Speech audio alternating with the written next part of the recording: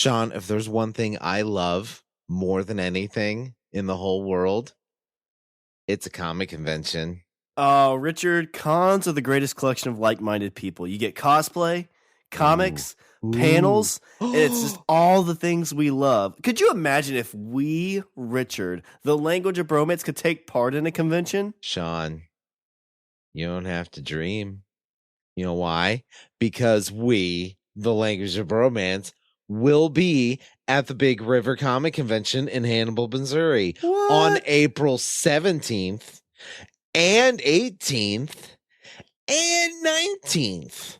Oh, it's the BRCC. It's the second annual con on the Big River. What are we going to be doing at the 2020 Big River Comic Con in Hannibal, Missouri on April 17th, 18th, and 19th? Well, not only will we have our own table where people can walk up and say, hi, how you doing? Which we encourage everyone to do.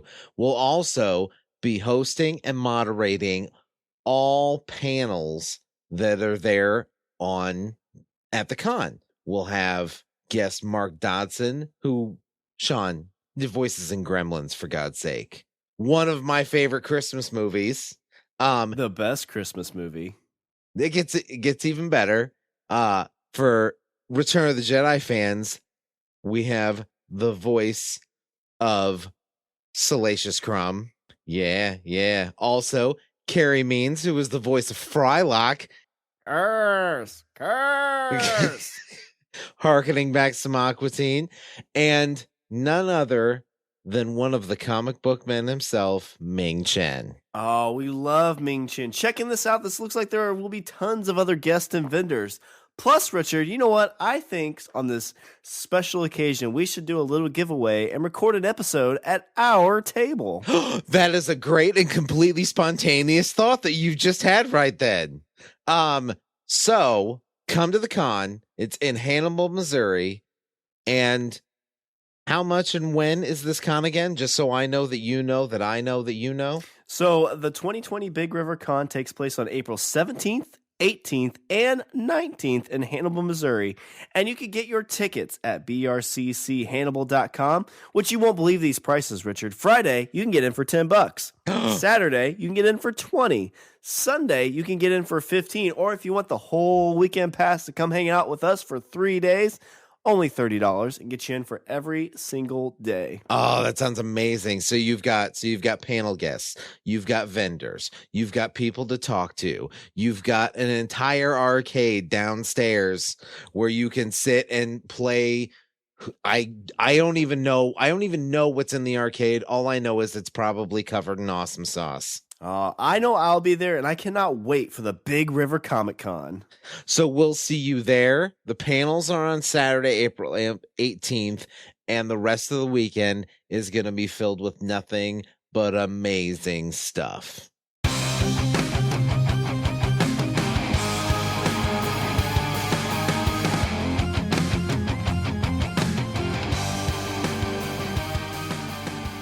What's up, everybody? I'm Richard. And I'm Shawn. And together we are speaking the language of bromance. And Shawn, I usually introduce people, but now it is your turn. Do it. Richard. So there's times when you have just like a coming of tides. You know, you've got during World War II, you had those powers combined to take on evil. The Allies, right? Versus the Axis. Yeah. You know, you have... Which one am I? I don't know. Well, I think we're both probably allied, just on our No, I know, but level. which ally am I? Can I be Britain? Yeah, because I want to be Russian. Well, I've got the better British accent. No, you don't. But hello, governor. Stop it. So, Richard, there's good versus evil, and there are times where there's just things that are larger than life. And there was a group, Richard. I don't know if you've ever heard of them. You should have. It was a short-lived adventure, but it was a great adventure, known across the world.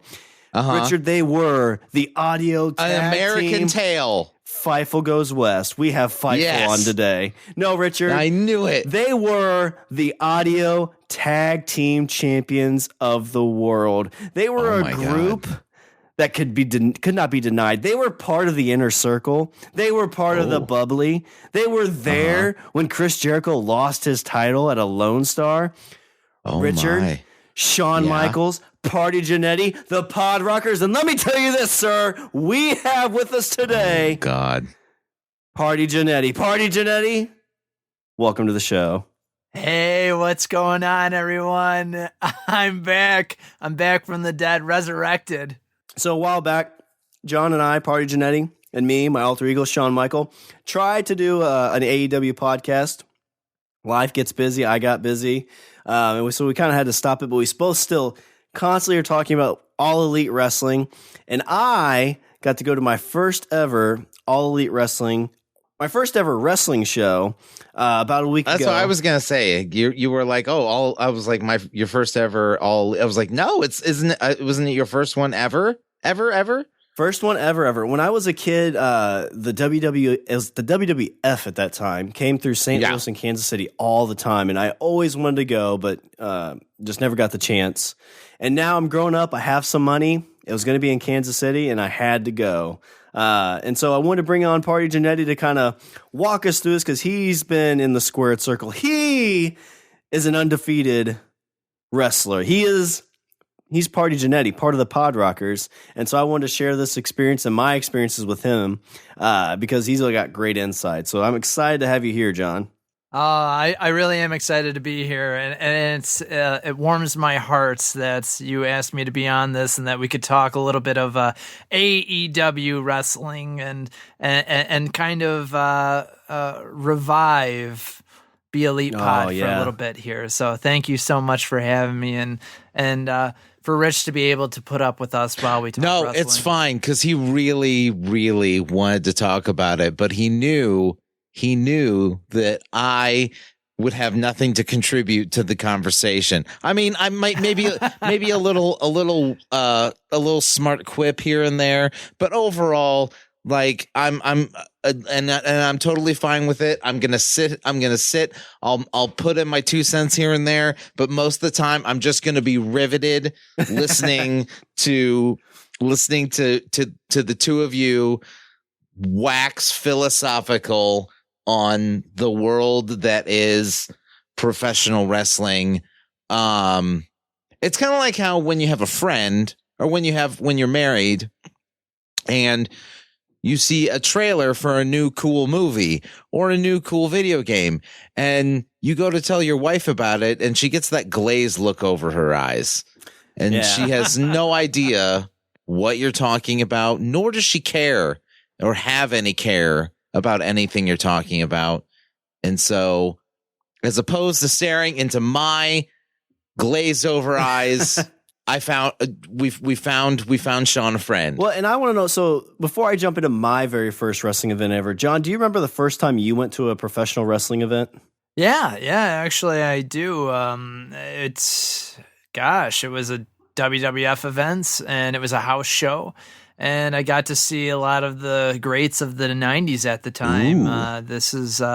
We're talking Goldust and the Nation of Domination, Stone Cold, Undertaker, you name it. I know all these names. Bret Hart.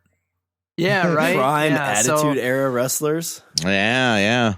Yeah. It was just kind of right in the beginning of Attitude, like right in that little mix. So it was really awesome to go. I had been watching wrestling forever and finally had the opportunity to go to live events and just had a blast, man.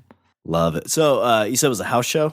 Yeah, yep, that was a house show. Right. So and then later on, I was just gonna say, how do house shows hold up to like a Raw or like a SmackDown, kind of like a live TV event? Different. Oh man, they're so different from each other. Like on the one hand, house shows still kind of have that big arena feel because they're usually at a decent sized place, and like Joe Louis Arena for us now, it's not there anymore. But it would be either there or it'd be at the Palace of Auburn Hills, which is not there anymore either. And it would still be big, but they probably black out the upper bowl so you would have lower bowl. And, tickets obviously aren't as expensive because it's not on TV, and the wrestlers just kind of get to joke around a little bit more. So it's almost like an indie show in a big time atmosphere. Cool. Like it's an intimate show, but it has that big time atmosphere feel to it. I actually just recently, a year ago, ended up going to another house show at the Little Caesars Arena in Detroit. And that was just awesome compared to having gone to a lot of TV. That's what I was just going to follow up and was saying that I had gone to a lot of WCW Nitros and pay-per-views at the time because WCW would come into Detroit a lot. And at the time, Kevin Nash was booking, so I think that might have had something to do with it. I don't know. But so I would go to those. I'd go to a lot of the Raw, the WWE Raw and SmackDown shows, and some of the pay-per-views too.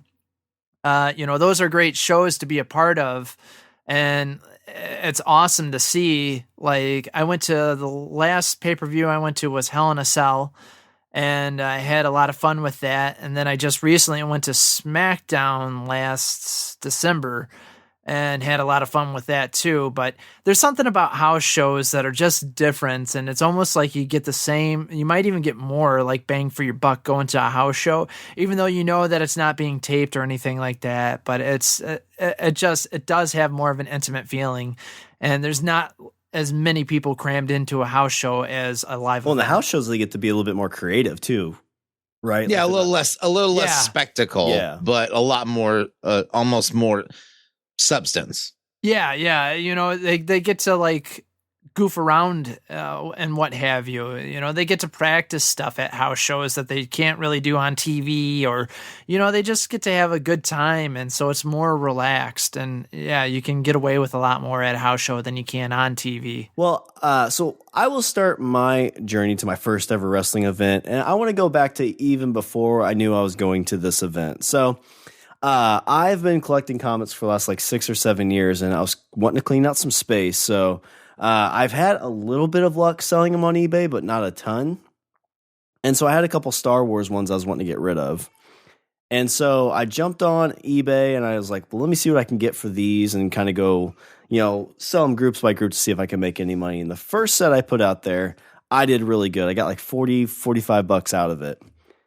So after doing this, I'm trying to think, I'm like, well, what am I going to do with this money? I don't really want anything specific. And then 2 or 3 days later, they announced you bought your podcast friend a beautiful gift, which you haven't given to him yet, Richard, but you will gift. soon. Richard, look behind you. It's a brand new car. Oh my God. Let me look under my seat. No. So like 2 or 3 days later, they announced AEW is coming to Kansas City, which is really, really close to where I am. It's like 2-hour drive. I am super giddy. I'm like, this is an amazing use of my money, right? I've got the other comics. If I get about this, I can go ahead and sell the tickets.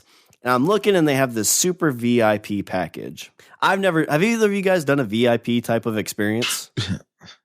I've never felt like a VIP, if that's what you're getting at. I mean, like, have you paid the extra to do like the extra stuff that you get with like a VIP? No, I have not. Have you, John? Have you done anything like that? No, I can't say that I have. This was the first time I've done one. And I've always been nervous that it feels, I'll say what it was almost what I felt like it was going to be. Like whenever I think of VIP, I always think that it's branded as being bigger and better than what it really is. Uh-huh. And that's kind of how this one turned out. But so I'm excited. I'm giddy. So I'm like, this is a great use of my money. So the day of the tickets, I haven't sold any of my other comics yet, but I do the math. I'm like, if I sell all these comics for about what I sold them for, I should be able to buy these VIP tickets. And so no like actual cash money out of my pocket because it's from, these comics. And that way you can justify it to your wife. Exactly. So Richard, see? John, I get it. I buy the tickets and I like jump on the pre-sale. So I'm like the 30th in line. Because the other thing I wanted to do with this, it's my first wrestling event. I wanted to go out. I wanted to be, and this is this is a TV live event, right? Right. I wanted to be front row and more than likely be caught on camera. Okay. So I get on early. I find section 2 and I buy the tickets. And Okay. The way they had this set up too on the pre-sale for the super VIP, you couldn't actually pick your seat, but the guarantee was that you'd be in the first row. And my ticket came back and it said it was section 2, row 1, seat 1. And this was over by the ramp, John and Richard. So guess what? I'm thinking, holy shit, I'm going to be by the ramp. Yeah. That'd be awesome. And then you get like covered because like those guys walk out and there's always like sparks and fucking pyrotechnics that shoot all over the place. So then you get covered in ash and sparks and you're going to be like, I feel so alive. Yeah. They're going to come and high five me. And they'll be like, dude, you got some fucking big arms. I'm like, I know, I'm part of the PodRockers, motherfucker. They say, this is on basic cable. You can't say that. I'm like, oh, I'm sorry. Oh, sorry. I do a show on the internet sometimes, motherfucker. Is that better? So I get the tickets, pull the trigger. I see where they're at. I'm excited. I tell my wife about it. And she says, well, how much were the tickets? Uh-oh. Yeah. She doesn't ask that too often. No. And I was like, $300. Did you say the words super VIP package when you were told her? I did. See, that was your mistake. Yeah. You should have just said, I got tickets to a wrestling show. You shouldn't have said the words, I bought the super VIP package, because that immediately sounds expensive. Yeah. My thought was this though. So we share our finances, and I knew if I didn't tell her then, I'd be getting like a phone call at work. I'd be like, she never calls me. What's going on? She's like, $300. Oh no. Yeah. So they were $300. And so she's like, how much were they? I'm like, $300. She's like, what'd you say? 300. Did you say 100? Yeah. Yeah. She's never and then she picked me up and body slammed me. She did. She was not happy about it. But then I tried to be like, no, babe, it's fine because I'm selling my comics that'll pay for this. And that still didn't go over well. So, like I said, this journey started high. I sold my one set of comics really well. So I started selling the rest of them, right? I sold my Darth Vader Volume 1 comics. And I got a decent amount as I thought I'd get what I wanted for them. So then I sold my next Vaders, and I put a minimum on there, and I basically on that you can like pay a certain amount. So this is where like I kind of feel like a heel, because there's a guy, he said, I'll give you $30 for him. I'm like, well, give me 45, and he's like, gave me the finger. I'm like, all right, whatever. Aww. But some other dude came in like right as the bidding was ending and gave me $20 for these comics. These are like 30 or 50 comics that he was going to get for $20. Bleh. Yeah, so I'm not doing too hot right now. But no. The other guy says, hey, I will give you the money that you offer, like the offer you made before. I'll give you that $45. So I did a bad thing. Uh-oh. I canceled the other guy's order. I felt horrible about it. I put it back up for bidding and let that guy have it for $45. Oh. And then you promptly sent that $45 to the guy you screwed over. Yeah, I did. Because you felt I'm so sorry. bad. Here, just go buy more. Just here. It's fine. It's fine. So like at that point, like it's kind of like, so I've got like $90 out of all this so far. So I'm like a third of the way to the cost of the tickets. And like I've got this feeling like at some point Tiffany's gonna be like, so how much have you made off your comics? I think $120. Oh, really? How much were the tickets? More than 120. Could you write it as a math problem? I wouldn't care to. X equals couch. No, have you guys, this was really my first big foray into selling comics. Have you guys done anything like that before? And like, what's been your luck with selling comics? It's hard. Selling comics is rough, especially actually, like on the internet. I don't know how, because, like when I sold my comics, it was, there wasn't, there was no eBay. So it was basically like you'd take them to the comic shop and try and sell them there, or you would like try and find somebody to buy them. But in that case, then they have to come and then they have to look at them and then they have to give you a bunch of crap.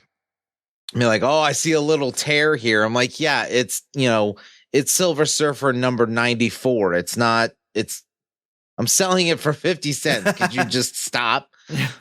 I'll take 45. Yeah. So I have not. I wasn't that pleased when I sold my comics. So what about you, John? Have you had much luck? I mean, yes and no. It just depends. Doing online is always the gamble. You never know. And I mean, as a buyer and a seller with that stuff, you just never know what you're going to get. People can talk all they want about, oh yeah, this is very fine if it's not graded. I've been pretty lucky though with buying. Selling, on the other hand, it's just kind of like, if there's something that I want to get rid of or whatnot, sometimes it's just, take it up to the local comic shop, because I know there I'll probably get the same price as if I tried to sell online. Yeah. And at least I'm still buying from that shop. That's the tough thing though, too. Like, if there's books that you know are going to sell, that's one thing. But if there's, like Richard said with issue 94 Silver Surfer, it's like, unless something happened in that book, you know you're not really going to get anything for it. And that's the downside, especially now with buying. You're buying $3 and $4 books, and you don't know, you're not going to sell them at that price either.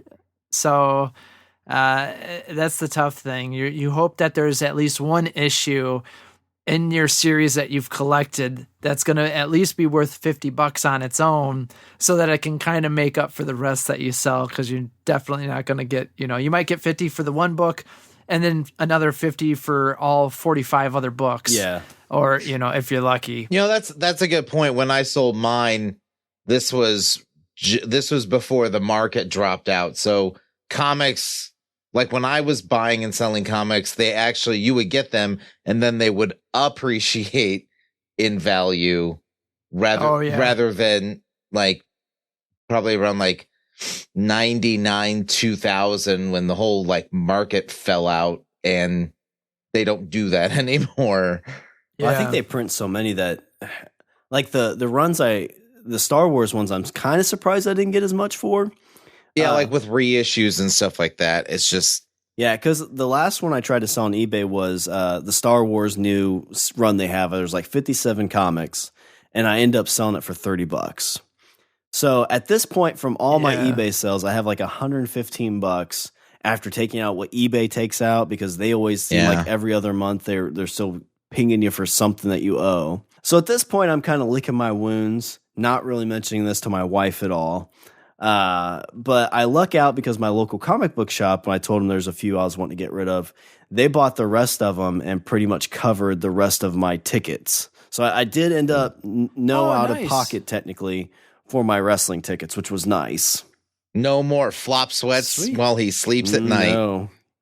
Tiffany's got a little tally going. It's like, all right, where are we at now? When are you going to sell that kidney? I don't think I get much for it. So again, like I said, I'm getting closer and closer to the event, and I'm like checking to see like how well it's selling out, because Kansas City, I'm not sure how big of a hotbed it is for wrestling.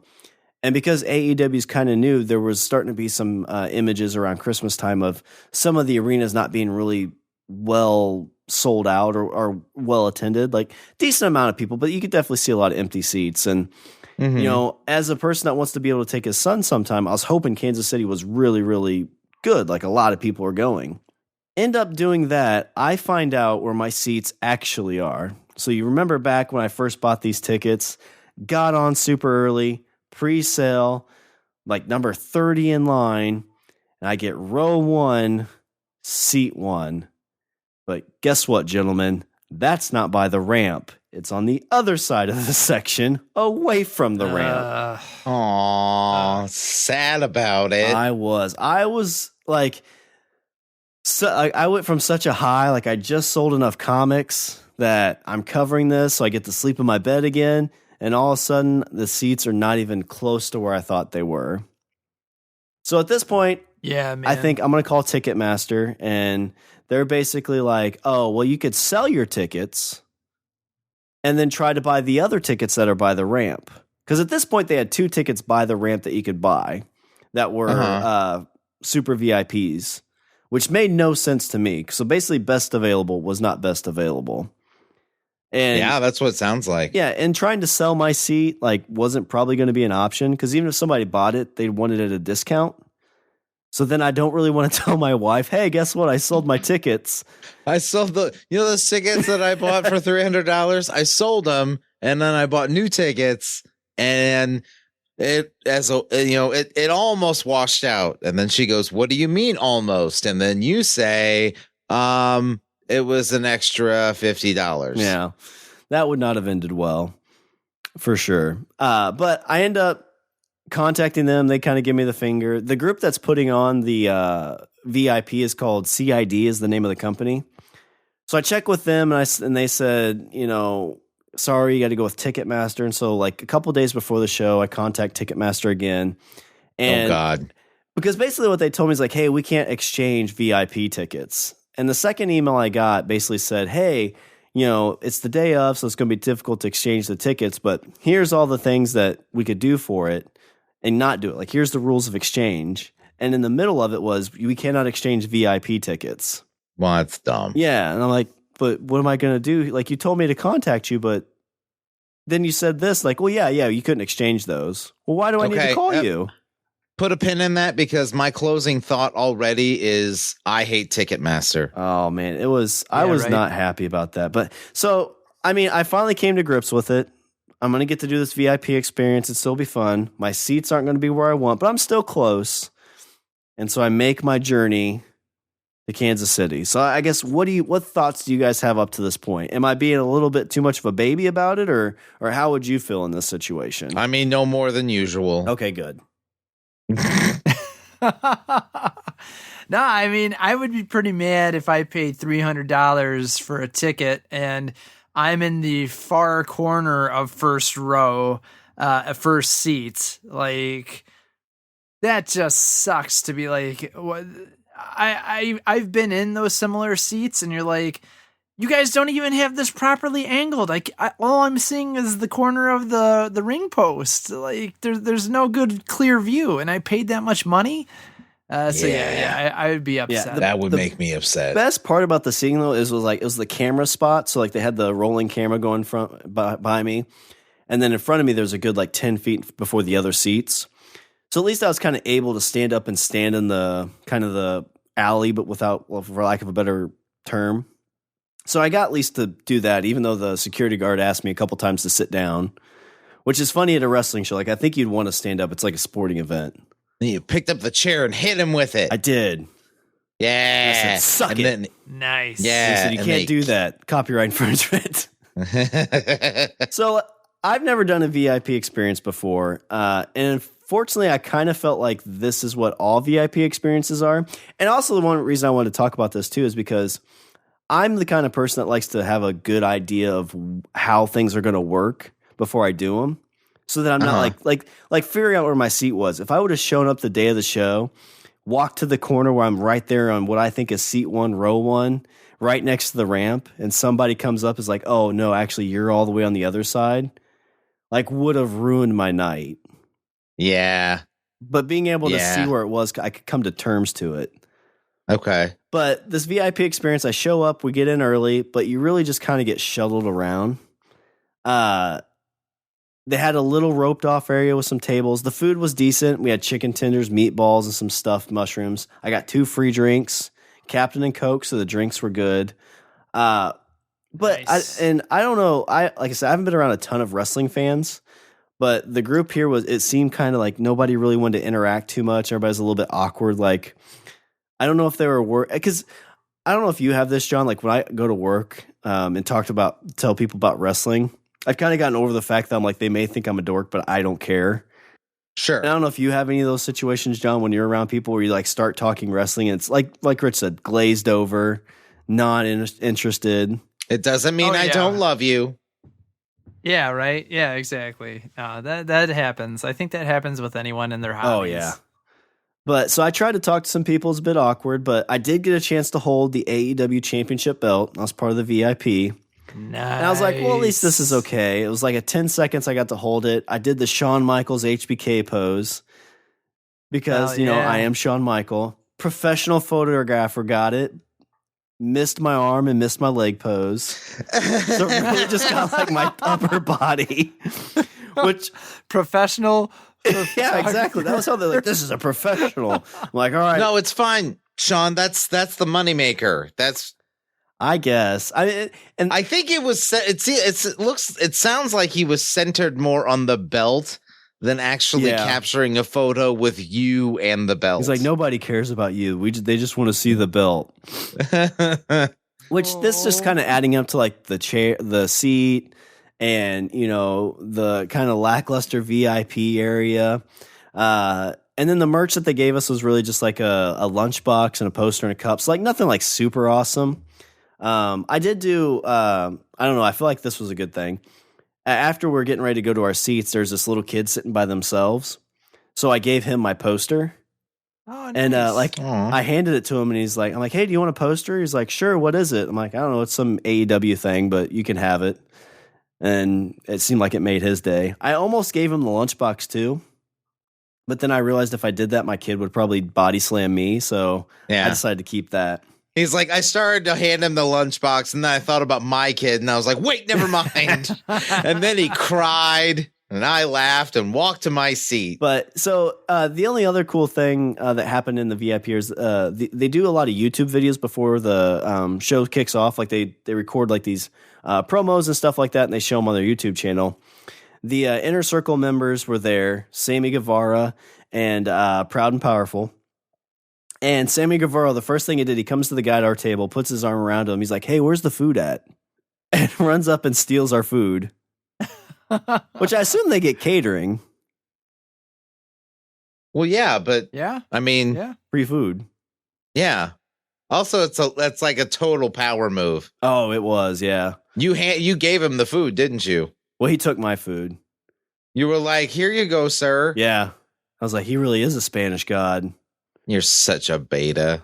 No, he went up to the actual like where the food was. He didn't take any of our food. No, I gotcha. But so I mean, if you're listening to this and you're like, well, the Super VIP thing, like I'm thinking about doing it, was it worth it?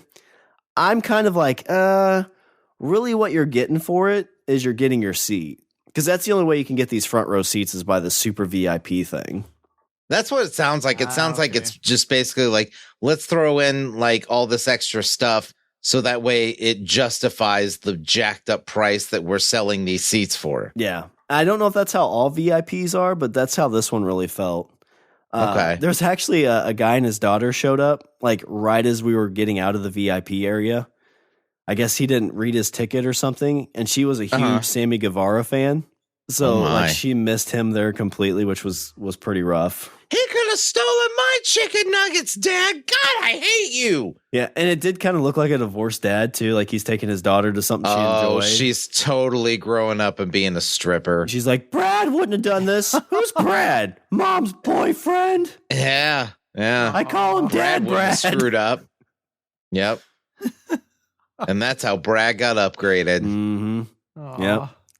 You just watched a family shatter before your eyes, Shawn. I did. See, now that's worth a VIP price. Actually, technically now, yeah, you're right.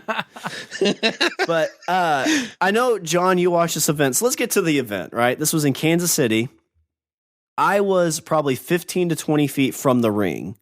So my seats were back a little bit, but they were still super close. And the biggest thing from this event was a 30-minute Iron Man match with the Bastard Pack versus Kenny Omega. Now, I watched it live and then I watched it on replay. Both times it was awesome. John, I want you to let us know what you thought of this match. Oh yeah, man. Great match. The whole little Iron Man segment. I didn't know that this was happening. I had been in and out for the past, basically February has been a month of traveling for me. So I haven't kept up on anything except work. So it was a pleasant surprise for me to see something like this and great wrestling, man. You can't complain when you get Kenny Omega and Pac in the ring. Yeah, and it was, I mean, that arena was hot. Like, I think everybody knew that match was happening.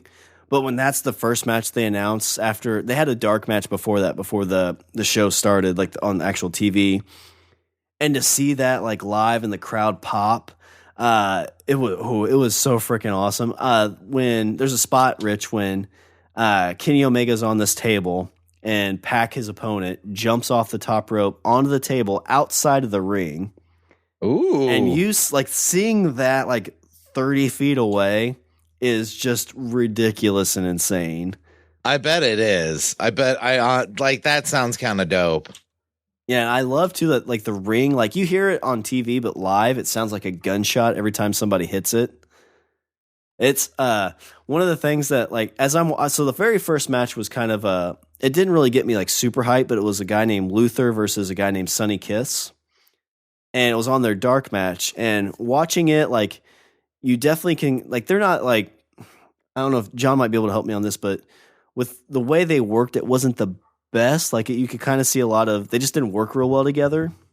Like Kenny and Pac, like it looked like a legit real fight.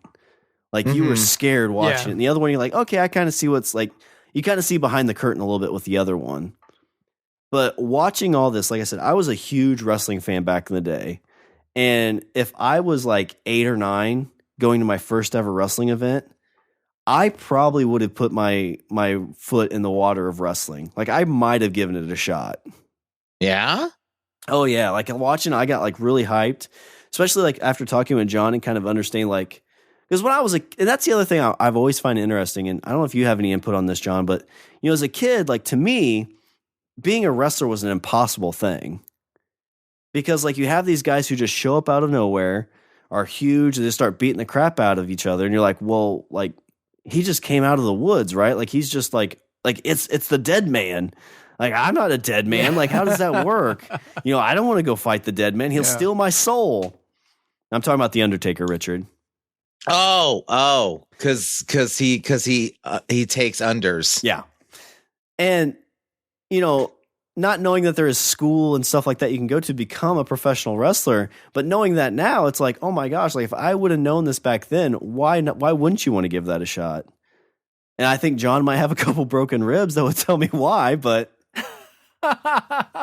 yeah, I can definitely tell you why you wouldn't want to give it a shot. So I know, like, backtrack me, John. So, you know, you were like, I feel like you and I were kind of cut from the same cloth. We're both like big wrestling fans. But you started taking the direction into becoming a wrestler. Like you were going to school and stuff like that. But even before then, did you know about like school and stuff, or when did you kind of realize that there was a way to get into wrestling? Oh, I was probably in middle school, I would like to say, when I found out that there was such thing as wrestling school that you could go to train. And this is at the time too, where, and Richard, I can bring you back into this, where a lot of the guys you saw like the Undertaker were legitimately over 6 feet tall. And, you know, these guys were huge. And I'm not a huge, tall guy by any means. And so I thought, well, shoot, man, I deflated myself. The self-confidence wasn't there to be like, well, I probably not going to be a wrestler because I'm short, but compared to these guys, but I could be a manager. And so I originally did train to do to manage, but that all kind of fell apart. And then I got I concentrated more on school, and for me anyway, it had always been in the back of my mind. And then getting back into wrestling after school started to settle down, and really enjoying the product, and especially on the independent scene around here, I was like, man, I'm not getting any younger. I think I want to do this. And, you know, I don't want this to be one of those what ifs. And I know I am very realistic with myself. I am still not a tall guy. By no means short either, but, you know, I'm of average height, and I don't exactly have 24-inch pythons like Hulk Hogan. So I know WWE and AEW aren't going to be knocking on my door anytime soon, but I love being involved in it, and I love doing all the stuff with it. So I ended up training for it, and it's amazing. Like, I appreciate what these guys do to their bodies no matter what. And yes, like that's just how I've always been. I've always respected it and what they do, because you got to be a little bit you got to have a screw loose to do something like this. I don't care who you 100%. are, because not everyone wants to throw their body down on a mat on basically plywood with a quarter inch of foam covering it. So, I say that with all sincerity and no disrespect, but you got to be a little bit different. So, doing it, I realized too, like everything in my body telling me, don't slam yourself to the mat, stop it. Like you are literally fighting your body to not slam yourself to the mat, and yet you're still doing it over and over and over again.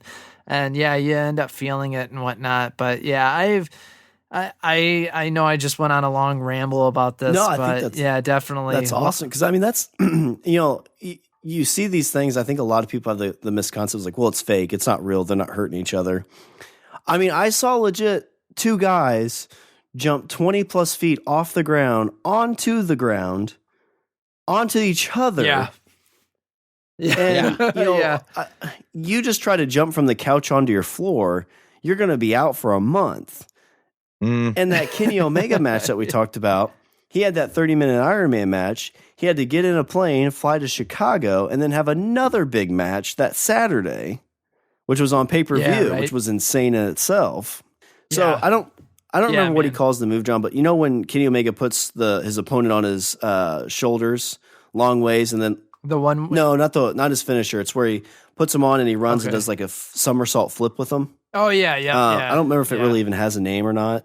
I think it does. I know I'm losing it too. Wait a minute. He runs with somebody on his shoulders and then he does a front flip? Yes. So yeah, it's a fireman's carry, like front flip. So then he basically lands on his head and neck. He flips so that his opponent lands on their back, so his neck is on their belly essentially. So it's a full flip, but then he flips up to his legs. No, see, this move sounds like the Christopher Reeve to me. Well, I never really... Because I feel like that's how you'd end up if you screw that up. Yeah, well, I never thought about it. And my wife is like 110 pounds, right? Like she's not, I can pick her up on my shoulders and I don't grunt. And by God, I don't, if I think I'm going to grunt, I don't.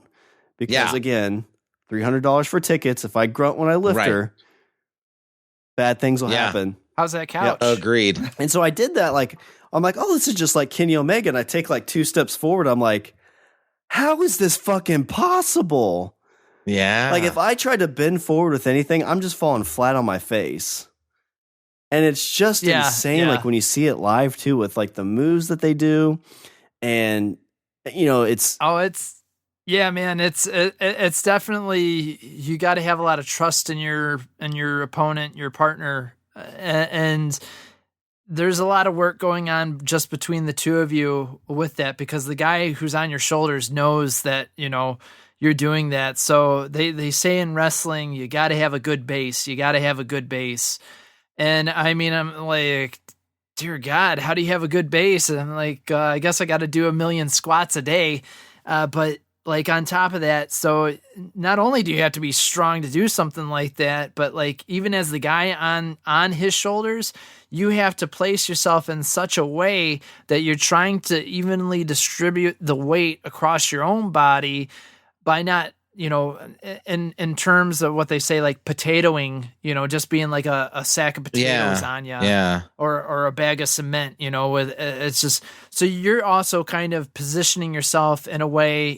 posting on this guy so that you try to relieve any extra weight that you can. But I don't care who you are. It's still incredibly hard. It's difficult. Like I'd catch a guy, when we were doing cross bodies and catch, and it's like, oh my God, even when the guy's, setting himself up all correctly, like that's still a lot of poundage on you that you got to try to manipulate and maneuver. And it's crazy, man. It's nuts. Absolutely crazy. And they make it look flawless. Like you think about, I know. Like hitting a baseball, it's like, okay, like I understand hitting 100-mile-an-hour fastball is difficult, but if I miss, I'm not going to hurt anybody but my own pride. Like with that, like there is so much risk. And I think, and that's what I always, I'm trying to remember. There was I think it was in the Revolution pay-per-view that just happened. Nyla Rose was fighting Chris Statlander, and she essentially power bombs her off the top rope. And like me knowing a little bit of what's going on, she kind of landed harder on her neck. And I'm like, oh, like I think I said out loud, like, oh shit. Like I was nervous she actually got hurt. Yeah. Yeah. And seeing that stuff, I know I don't know if I'm a huge fan of high spots because like I don't want people to get hurt for my entertainment, but you think of what's getting like what was a high spot 20 years ago is almost normal now. Yeah, right. Yeah, exactly. Yeah. I get what you're saying. You're thinking at some point it's just basically going to be two guys that like have to shoot each other in the ring. Oh, I mean, it'd probably be safer. Just keep upping the ante. Well, because like, so you watched Revolution, right, John? Yes. Yeah. And did you see Sammy Guevara coming off the top rope onto the table on Darby Allin? Doing that was it 640, right? That crazy. So Richard, you need to look for this. So what he does is he's got his opponent on a table on the outside of the ring. He goes to the top rope, does basically what is it, 3 somersaults? Yeah. And lands on the guy. And I just like, I don't understand how they don't hurt themselves. And maybe they probably are, because I know I saw the Young Bucks when they're walking out, they look like they were in rough shape. But really, this is just me kind of going on and on about how amazing these people are that go out and do this thing. And I know you've done a little bit of it too, so like huge respect for you doing that. Oh, dude, thank you. It's crazy just even doing the small stuff that I do compared to some of the guys even on the local scene. You realize, once again, I know I already said it, but you do kind of have such a respect and admiration for these guys that are willing to do this all in the name of entertainment. I know wrestling gets a big, it's no surprise that people, put it in such a unique category where people say, oh, you know, it's fake, right? You watch that dumb shit, blah, blah, blah. But to me, it's always been a performance arts, and I equate it to like a physical fitness improv act. Oh yeah, that's a good way to because put it. I not agree. Only are you not only are you acting, but you're also including acrobatics into this. And then, sure, you can talk about what to do in your match beforehand. But sometimes things happen. You got to call an audible in the ring. So not only are you, practicing this crazy choreographed wrestling madness, you're also, there could be a situation where something happens, the guy gets hurt, or, you guys miss the spot. You got to come up with something else, and you got to be quick on your feet with it. And so like, that just makes me just admire these guys even more to do something like that. As a guy who's done, theater work and movie work and stuff like that, wrestling is something totally different, and I've never experienced anything close to it. Whether it be fight choreography or whatnot for on stage, it just there's nothing that matches it. It's its own unique animal, and just another reason why I love it. Yeah, and kind of so, like I said earlier, I was a huge WWE fan. WWF it was at the time, and I had completely fallen out. We talked about this during our AEW episode we did, but when AEW came around, like I feel like I'm 12 again. Because these matches are high stakes. They feel real. They feel like you don't know who's going to win. Because back in whenever I watch WWE, if it's like so-and-so world champion's going to take on so-and-so on Raw, and you're like, it's going to be a disqualification match. Like somebody's going to come in. But you know exactly what's coming. Yeah, interfere, and you're going to be like... Like with AEW, what they've got me in the mindset right now is if the champion fights somebody on their episode of Dynamite, they might lose. Like there's some instances you're like, yeah, I'm pretty confident like he's gonna win because they've got other stuff going, but there's still that little bit of like, well, I mean, maybe. Yeah. You can suspend your disbelief for a bit. And so, man, at the show, I probably got a little too into it. But I was on moves. I was jumping up and yelling. We got some good chants going. The highlight of my chant career, I think, happened at Dynamite. You couldn't hear it on TV, but for Richard, since you're not watching, they were doing a weigh-in for the AEW World Championship that was going to happen that Saturday. It was one Jon Moxley weighing against Chris Jericho, which you know Chris Jericho. I know that name, yes. So Moxley weighs in first. They say his weight.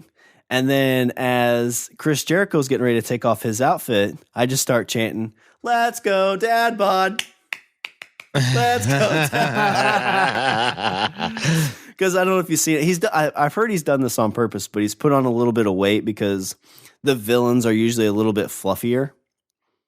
And so in getting that chanted start, I heard it in a few other areas where people were kind of picking up on it. It didn't quite get on the TV, but it's stuff like that where, I mean, I've been to like baseball games where you kind of like don't interact, but like at this wrestling show, like everybody, once we're at the show, the VIP, not so much, but the people sitting next to me and around me, like we were interacting and in this thing together. Yeah. And it was one of the funnest experiences I've ever had. And I'm really excited to take Jacoby at some point because I think he would just have a blast at this thing. Okay.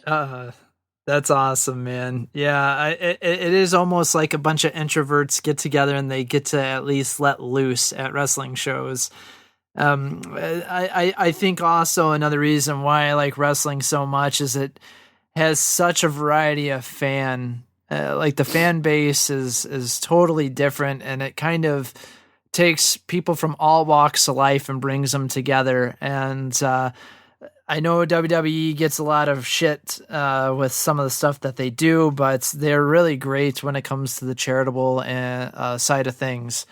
And, you know, they help out a lot, obviously Make-A-Wish and all that. Oh, sure. But there's, to me, when you can see someone who's been down on their luck get to spend some time at a wrestling event and they get to forget about, you know, life's woes for a couple hours or a few hours, like that's just awesome too. And you get to see people come out of their shells and, you know, everyone interacts together. And, you know, part of it is that heckling. Yes. You know, comedians get heckled, but they don't talk how much wrestlers get heckled. Yeah. If you think a comedian gets heckled a lot, go to a wrestling show, man. Well, that's so I'm not the kind of person like if I'm at a baseball game and the rivals there, like I don't heckle at games because I don't know, I've just never liked that. But with wrestling, when like the heel comes out and they like really want you to get on them, like Jericho at this event, he's like Kansas City, shut up. And so they boo louder. And he's like, hey, you know what, Kansas City? Aaron Mahomes is shit. And everybody's like, Aaron Mahomes, who's that? But man. Wrong crowd. Oops. But it was great. And have you haven't been to an AEW event yet, have you, John? No, not yet. Hopefully soon. I still want you and I to go to something soon, though. Like if there's a pay-per-view, like I know we kind of talked about Revolution maybe, but it sold out in like 20 minutes. That's the other thing that's amazing about this is how quickly they've been selling out. Especially considering it's such a like AEW, such a new thing. Like you would think that they need some momentum before they started like selling out big shows really quick, but it seems like that's not the case. Yeah, and John, you could probably speak on that pretty well. Why do you think that is? I think it's a good mix of wrestling fans. A lot of wrestling fans wanted something different from the WWE, and they finally got it with AEW. It's in some people's words saying it was almost like an indie event, but put on a main level show. Mm-hmm. And so I always say to people, you got to go experience an independent wrestling show. Whether it's, you know, with no names or, you know, some older names coming back and you're like, that guy still wrestles. It's a totally different animal in itself. But then people, I think, feel that same with AEW, and everyone likes a good come up story. The Young Bucks basically did a lot of this on their own. And then, you know, they teamed with Tony Khan and everything, just the planets aligned. They were with Cody Rhodes and Kenny Omega. And so like everyone just kind of likes a success story, and I feel a lot of this all meshes well together. And Chicago is just a huge wrestling area as well, so the Midwest in general loves wrestling. Yeah, and you kind of got a good formula going on there with everything that they're doing. So how are you feeling? We'll get some AEW talk since Richard is kind of glossing over at this point. So I'm sorry. So I brought you have a friend. I don't know what you want.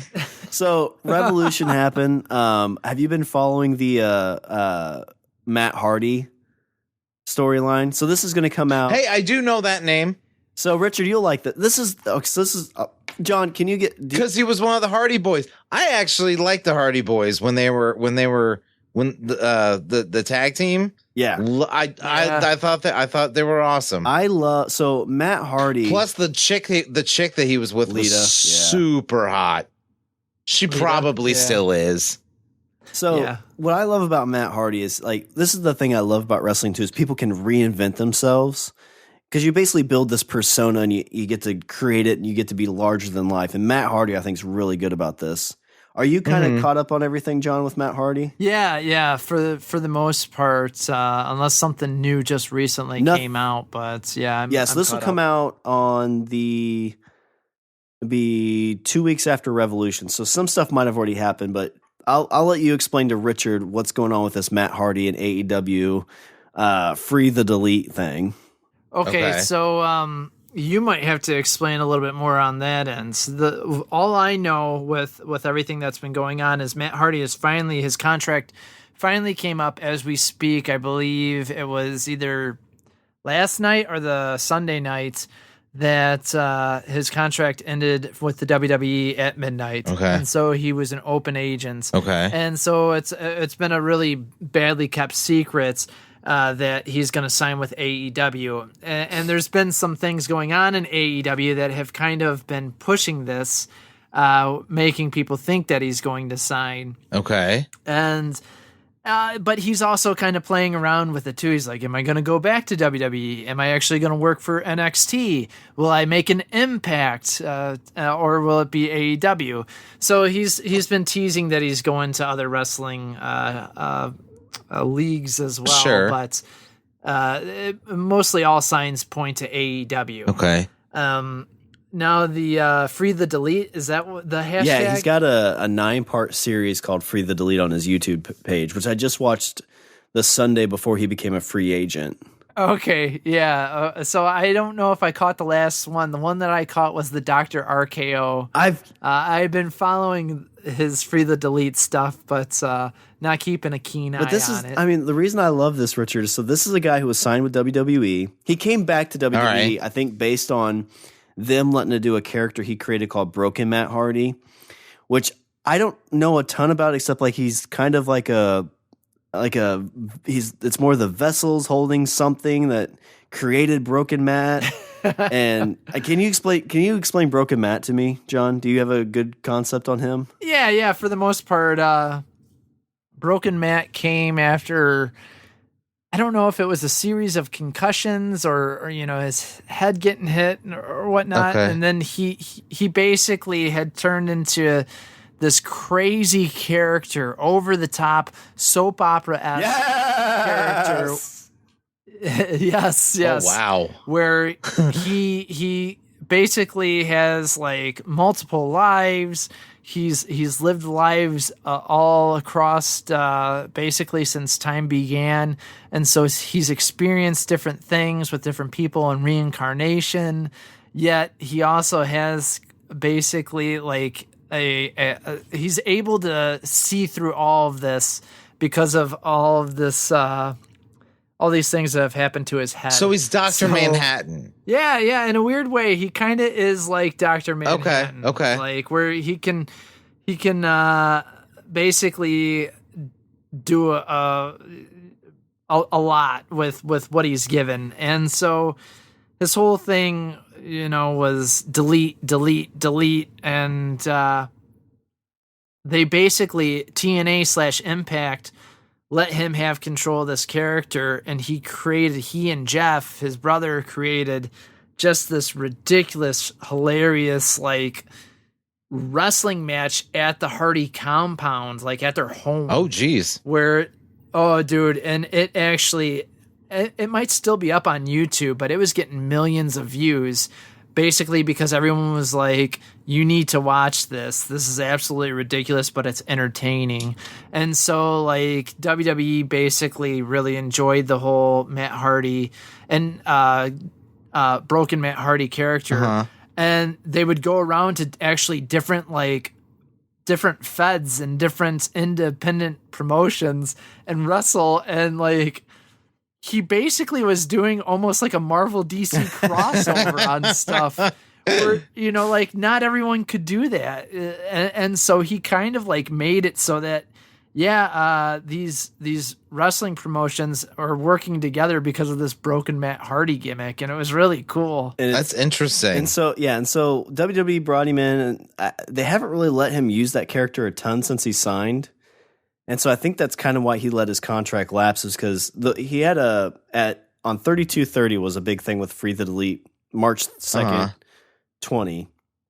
Because he's going to be a complete free agent. I don't think he has any like, what do they call it, where you have to wait a certain amount of time before you can start up again? It's like like a 90-day clause. Like he doesn't a no non-compete. Yeah, he has like no non-compete, so he could go anywhere he wants right now. Okay. And there's a group inside of AEW, and I love talking to Richard about this because it's just like when I was talking to my wife about this the other night. Like we're watching. No, this. I'm listening to you, and then I'm also like in another ear. I'm like kind of like buzzing through these YouTube episodes. Oh man, they're amazing. I'm like kind of jump skipping around it. So, you know, he's leaving WWE, but there's a group in AEW called the Dark Order. And for the longest time, they've been talking about this Exalted One. Oh, shit. That sounds badass. Yeah, and so it's like the leader of the Dark Order, which nobody knows who it is. And both Matt and the Dark Order have been dropping hints that like it's Matt Hardy. And it's funny because he's under contract. And at the Kansas City event I was at, they played this on the TV, but Dark Order had a message, and they were talking about yada, yada, yada, and whatever will make you obsolete, which is a broken Matt Hardy thing. He always talks about making people obsolete. And right when he said that, the crowd starts going, delete, delete, delete. So getting into it, right? Yeah. So right about the time his video dropped, he had a thing called From the Wooden Throne, or just Thoughts from the Throne might be called. It's just where he sits his Matt Hardy and kind of talks about wrestling and just his thoughts about stuff. And so that dropped at midnight on March 2nd. Okay. And so what he was doing, he's basically like, hey, I just want to talk about my current contract situation. And that's where he was dropping like references to some, AEW stuff and, kind of like, sure, where am I going to go here? Am I going to go there? At the exact same time, AEW posted a meme, or at least some words that said, the Exalted One is near. And if you look on the side of it, I don't know if you've seen this yet, John, but on the side of it said, sitting on a dead tree. And the throne that Matt Hardy is sitting on is carved from an old tree. Oh. So everybody's like, holy shit, we've solved the mystery. Shawn's getting into the meta here. But like that's the stuff I love about wrestling, where it's kind of mixing and it's kind of poking fun at other people. Like, because I think Matt Hardy really started a lot of this because like Vince McMahon doesn't really get what he's trying to do, is kind of the gist I get. I don't know if that's accurate or not. Like he doesn't understand the direction that Matt wants to go in. Is that what you're saying? That's what I'm thinking. Yeah. Okay. But I mean, like probably when this releases, it'll probably be released because they had a Being the Elite, which is the Young Bucks weekly YouTube show, where they got a mysterious phone call at the end, Richard. So I don't know who called. Oh my! It might have been Party Johnnetty. Because it's mysterious. It is. It might have been Party Johnnetty calling and getting the PodRockers a deal to bring us back. Shh! Don't say anything yet. Oh, so excited! What if it's actually the Exalted 2? Did you ever think about that? Oh shit! It could be. A lot of people would be pissed. Like, who the fuck are these two? I was wanting Matt Hardy. But instead I get this shit. Fuck. But I loved being at the show. I love that John's kind of been helping guide me back into AEW wrestling. Like, you know, I chit-chat with him on chat. We were talking a little bit on our podcast when we had it. We've got a Pake listens to our show, Pake Allen. He's got a fantasy elite group that we're in, so we actually make picks on who we think's going to win and whatnot. I'm trying to remember. Party Johnnetty, do you know who the champion of that league is? Oh, come on now. 2 belt Shawn. Come on.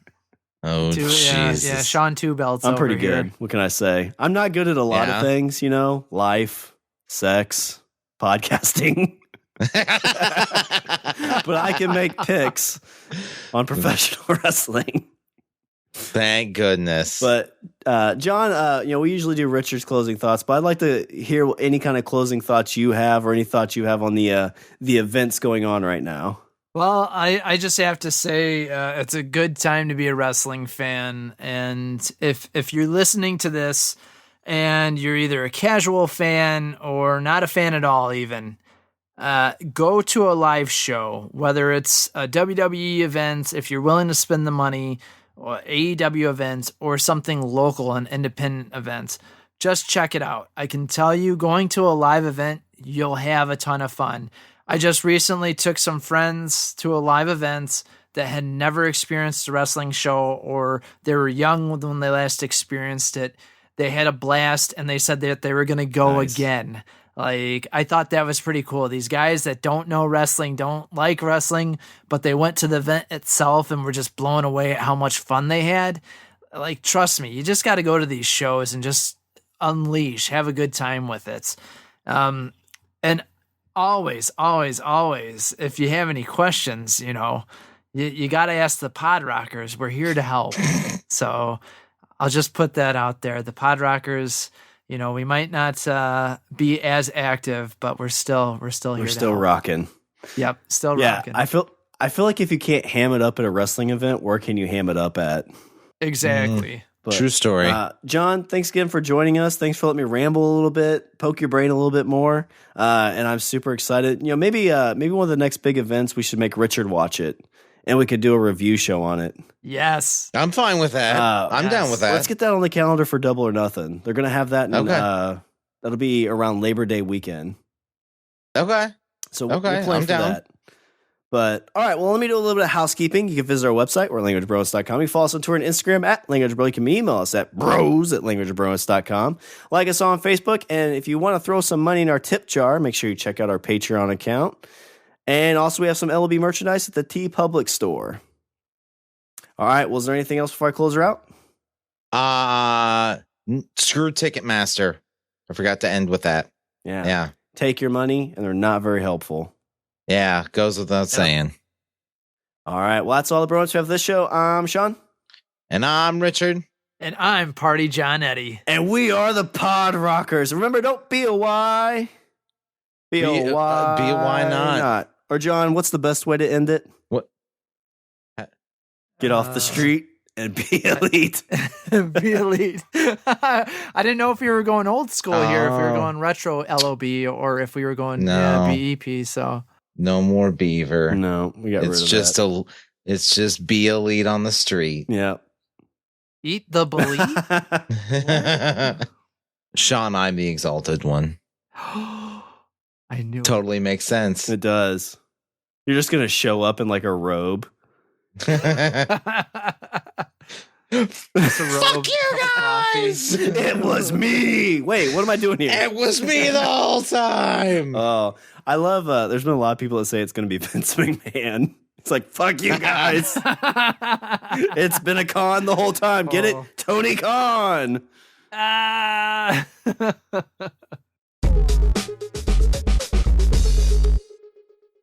Richard, I have a new podcatcher for you. Okay, first, what is a podcatcher? Because I don't listen to podcasts. I know. I look at our downloads. But Richard, a podcatcher is the app you use to get your favorite podcast. The most common is, of course, Apple Podcasts, but I found one that has really cool features. So podcasting is a silent medium, right? The way you find a new podcast is by what non-listeners tell you to listen to.